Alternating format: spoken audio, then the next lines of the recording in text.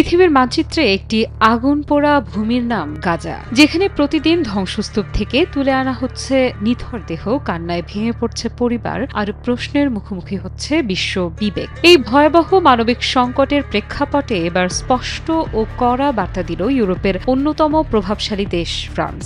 ইসরায়েলের বিরুদ্ধে কঠোর পদক্ষেপ নেয়ার ইঙ্গিত দিয়েছেন দেশটির প্রেসিডেন্ট ইমানুয়েল ম্যাক্রো বলেন, ইসরায়েলের ওপর কোনো কঠোর ব্যবস্থা নেওয়া হবে কিনা তা আমরা কয়েকদিনের মধ্যেই সিদ্ধান্ত নেব। আর এই বক্তব্য শুধু ফরাসি জনগণের নয়, বরং গোটা বিশ্বের নজর কেড়েছে। এই বক্তব্য এসেছে এমন এক সময়ে যখন গাজা উপত্যকা কার্যত ধ্বংসস্তূপে পরিণত হয়েছে।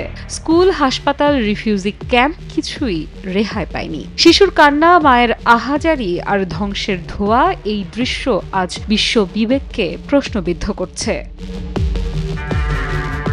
আর এই মুহূর্তে ফ্রান্সের নেতৃত্বে জাতিসংঘে একটি গুরুত্বপূর্ণ কূটনৈতিক উদ্যোগ নিতে যাচ্ছে প্যারিস। সৌদি আরবের সঙ্গে মিলে ফ্রান্স আয়োজন করতে যাচ্ছে একটি যৌথ সম্মেলন, যেখানে ফিলিস্তিন ইস্যুতে নেওয়া হতে পারে এক ঐতিহাসিক সিদ্ধান্ত। বিশ্লেষকেরা বলছেন, এই সম্মেলনের মঞ্চ থেকে ফ্রান্স ফিলিস্তিনকে স্বাধীন রাষ্ট্র হিসেবে স্বীকৃতি দিতে পারে। আর যদি সেটি ঘটে, তবে তা হবে ফিলিস্তিন ইস্যুতে এক নতুন ভূ রাজনৈতিক অধ্যায়ের সূচনা।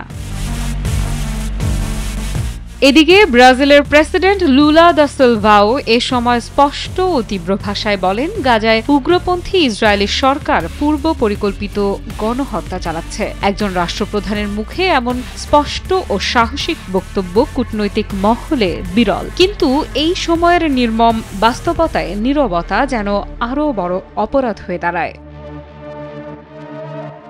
টানা সপ্তমবারের মতো বেস্ট টিস্যু পেপার ব্র্যান্ড হিসেবে স্বীকৃতি পেয়েছে বসুন্ধরা টিস্যু। এই প্রেক্ষাপটে যুক্তরাষ্ট্র তার পুরনো ভূমিকায় ফিরে গেছে। পশ্চিমা মিত্রদের চাপ দিচ্ছে যেন তারা ফিলিস্তিনকে রাষ্ট্র হিসেবে স্বীকৃতি না দেয়। ফ্রান্স এবং যুক্তরাজ্যকে গোপনে সতর্কও করেছে তারা। তবে অনেক কূটনৈতিক মহল মনে করছে, মার্কিন এই চাপ ফ্রান্সের ওপর খুব একটা প্রভাব ফেলবে না। বরং ফ্রান্স এখন এমন এক অবস্থানে দাঁড়িয়ে আছে যেখানে মানবতা, ন্যায় বিচার আর আন্তর্জাতিক নীতিবোধ, এই তিনটি দিক থেকেই তাদের সাহসী সিদ্ধান্ত নেওয়ার সময় এসেছে। নরওয়ে, আয়ারল্যান্ড, স্পেন ইতোমধ্যেই ফিলিস্তিনকে রাষ্ট্র হিসেবে স্বীকৃতি দিয়েছে।